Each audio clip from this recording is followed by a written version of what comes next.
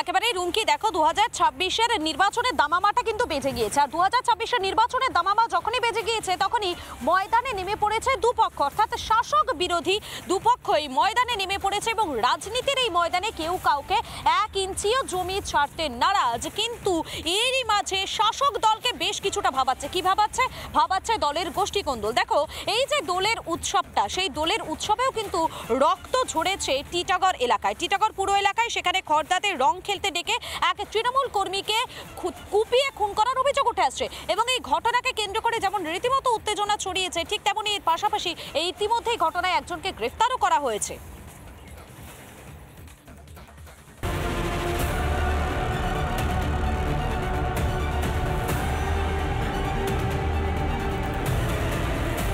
ফের রক্তে রাঙা হলো ব্যারাকপুর শিল্পাঞ্চল।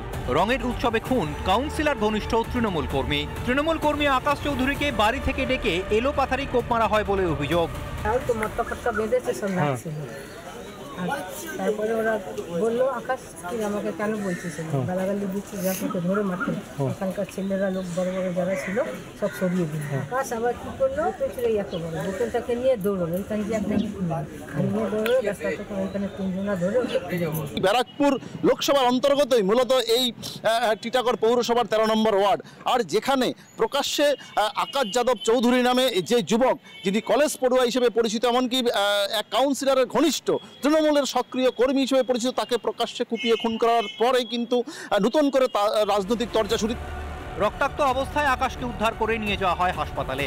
পরে আরজিকর যাওয়ার পথেই মৃত্যু হয় তার।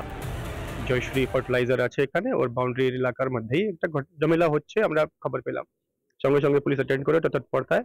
তারপরে আমরা জানতে পারলাম কি দু কিংবা 3 জন মিলে এক লোককে আহত করেছে। অভিযোগ, মৃত আকাশ চৌধুরীর সঙ্গে ধৃত পবন রাজভরের পুরনো শত্রুতা ছিল। ইতিমধ্যে এই ঘটনায় 3 জনের নাম প্রকাশ্যে এসেছে।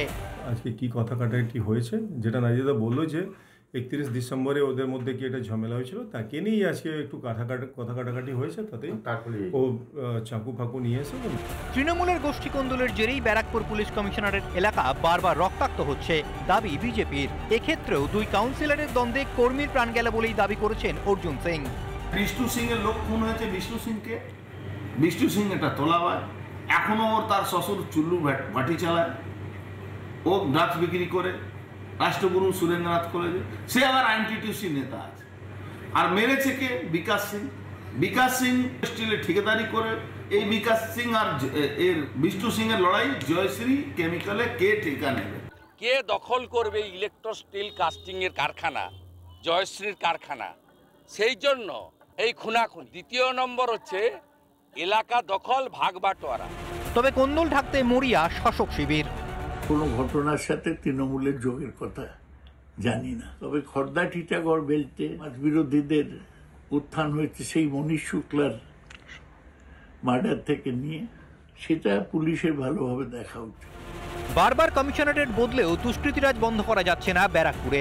এর কারণ কি সরকারি সদিচ্ছার অভাব, না অন্য কোনো কারণ? এই ঘটনার মোড় কোন দিকে যায়, আর এই ঘটনা শেষ পর্যন্ত মোট কতজনকে পুলিশ গ্রেপ্তার করতে পারে, আর এর শেষ শিখরে তদন্তের পৌঁছতে পারে কিনা, সেদিকে নজর থাকবে আমাদের উত্তর 24 পরগনা থেকে টিটপ বিশ্বাস, রিপাবলিক বাংলা। নানা ধরনের কন্টেন্ট দেখার জন্য লাইক করুন, শেয়ার করুন আমাদের ফেসবুক পেজ, সাবস্ক্রাইব করুন আমাদের ইউটিউব চ্যানেল। পাশাপাশি অন্যান্য ব্রেকিং নিউজের জন্য অবশ্যই চোখ রাখুন রিপাবলিক বাংলায়।